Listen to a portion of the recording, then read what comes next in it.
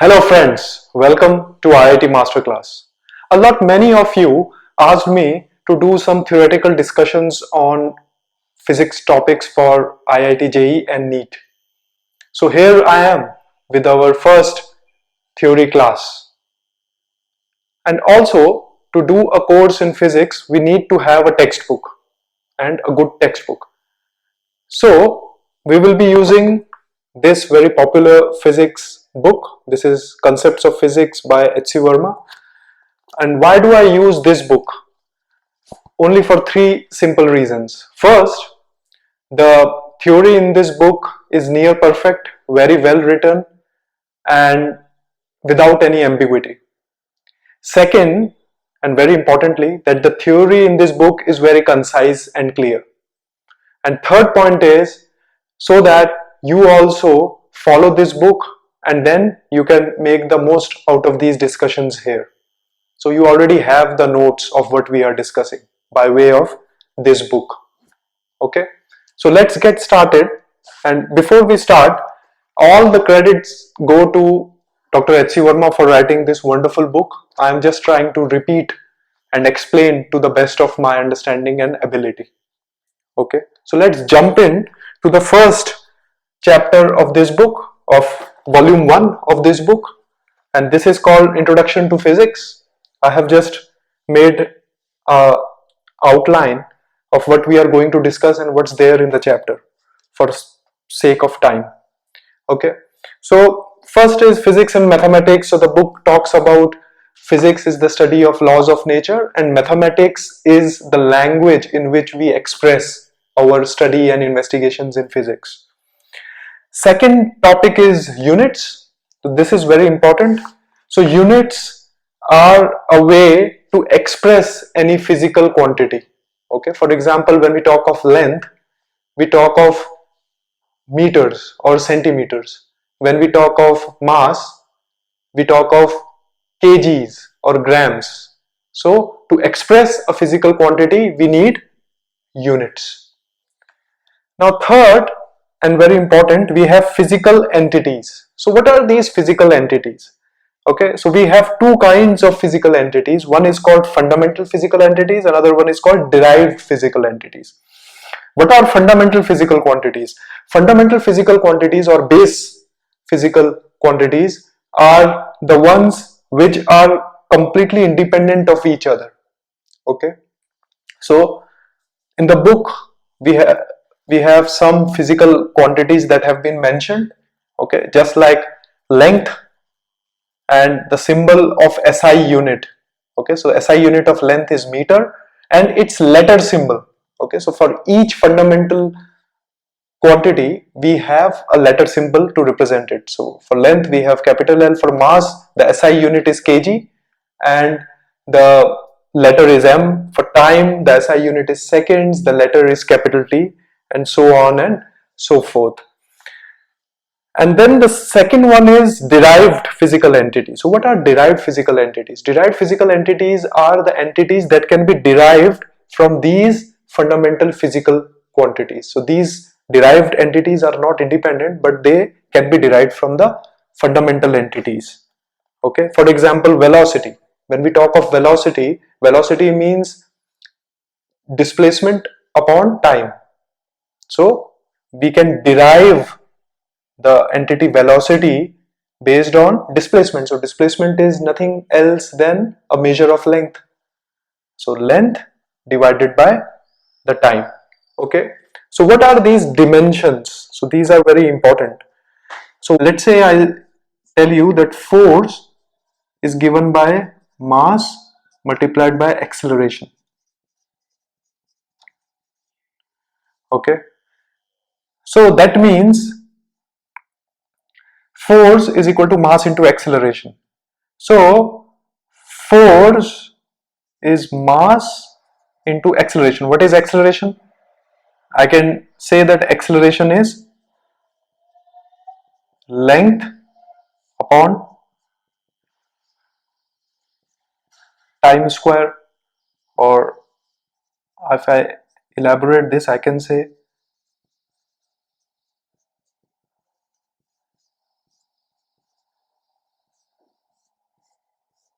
1, 1, minus 2.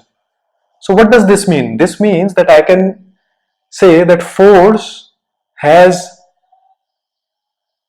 mass to the power 1, length to the power 1 and time to the power minus 2. So the dimension of mass in force is 1, dimension of length in force is 1 and dimension of time in force is minus 2.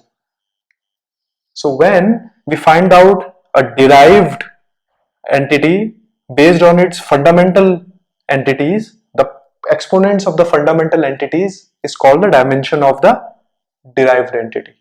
Okay, and also one more important thing is dimension formula. So when we write dimension formula, we use a square bracket. So this means we are only talking about dimensions here, not the magnitude. Okay, so force, what will be the dimensional formula of force? Very simple. So mass is m.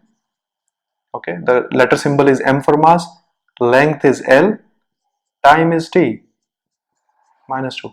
So this is the dimensional formula for force. Now let's go ahead and see the uses of dimensions. Okay, so this is another important topic, uses of dimensions. So we have three uses. First is to check the homogeneity of equations. Okay, what does this mean? So physical entities, we cannot add, let's say, force with time. Okay, or we cannot add temperature with acceleration. Okay, because then there will be a dimensional error. Okay, so we can only add entities having the same dimensions, okay, or subtract for that matter.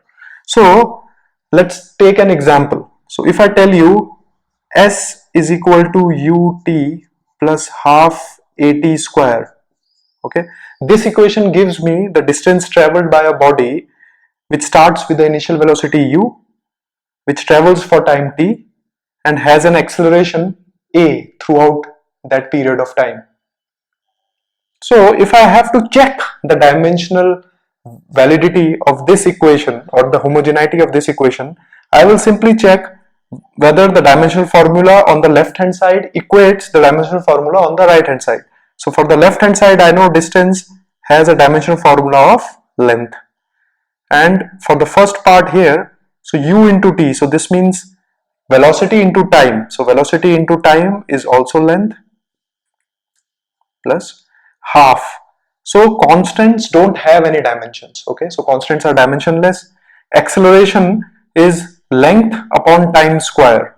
So length upon time square multiplied by time square will have a dimension of t square.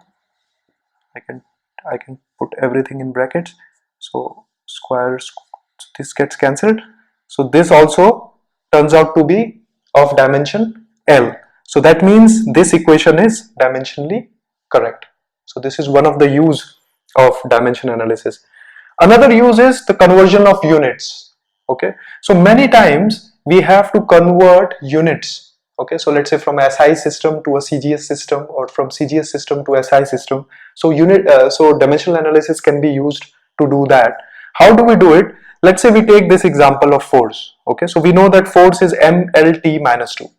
Okay, so if I say that force in SI units, okay, will be what? Mass. So mass in SI units is always kg. Length in SI units is always meter. Time in SI units is always seconds. So this will be the dimensions of force in SI units. And if I divided it with, let's say, force in CGS units, so we know in CGS units kg is taken as gram, so mass of course is taken as gram, length is taken as centimeter, and time is taken by seconds. So if I change kgs to grams, so I get 1000 grams, meters to centimeters, I get 100 centimeters, and second remains as it is.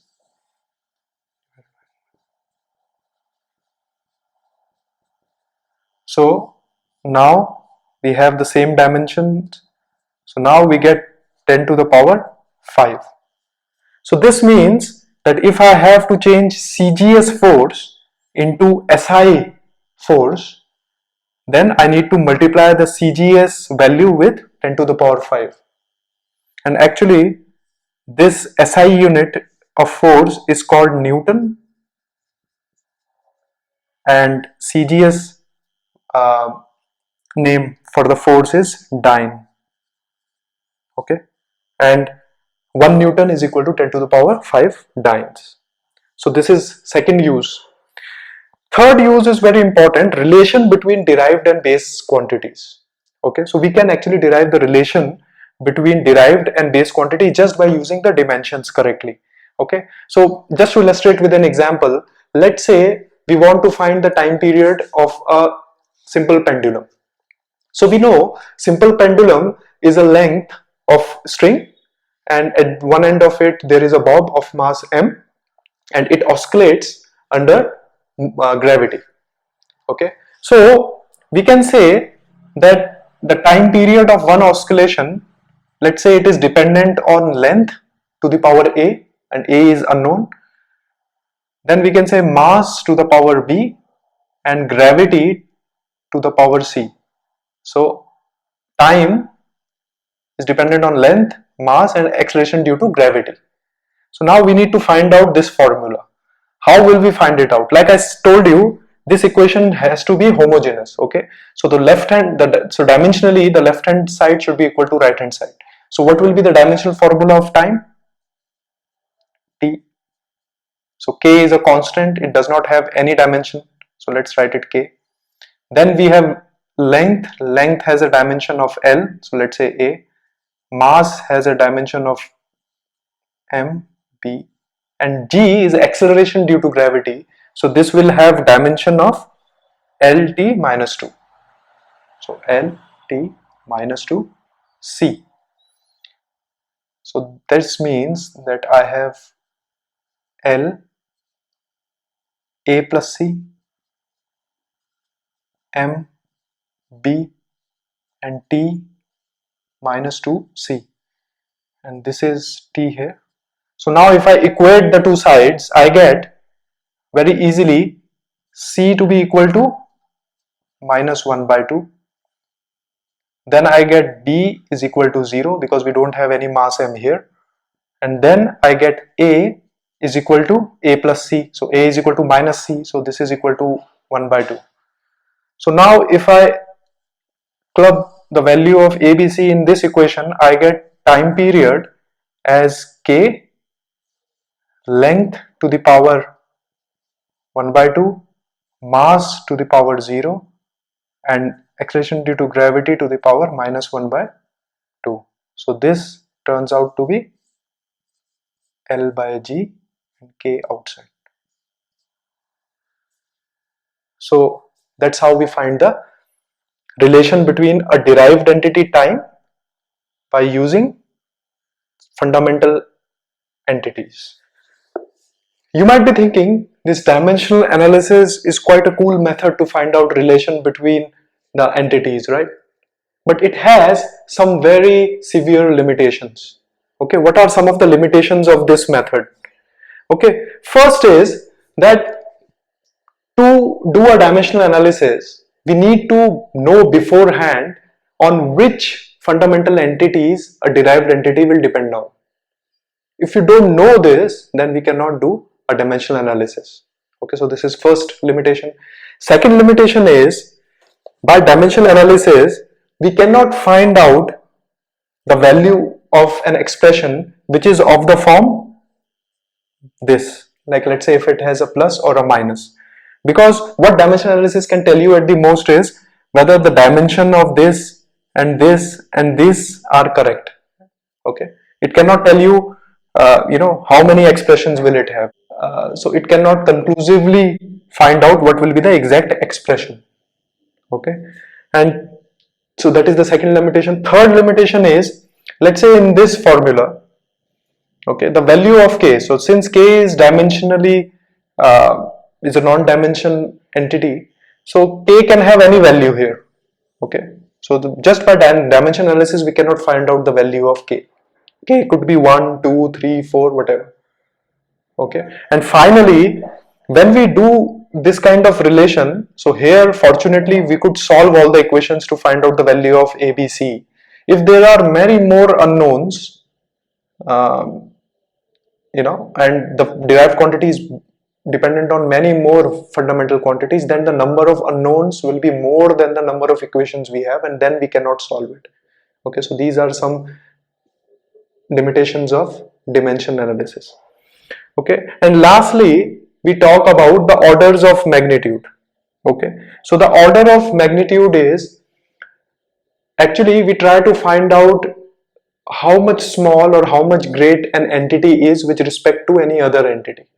Okay, so then we need orders of magnitude. So just to clarify, let's say sun has a diameter of sun is equal to 1.3 into 10 to the power 9. Okay, and diameter of hydrogen atom is 1 into 10 to the power minus 10 meters. Okay, so just to understand and to have a feel of the difference in magnitude of these two numbers, what do? We do an orders of magnitude calculation. Okay, so what does this mean? So if a number is of the form of A into 10 to the power of B, and we should change every number in this form.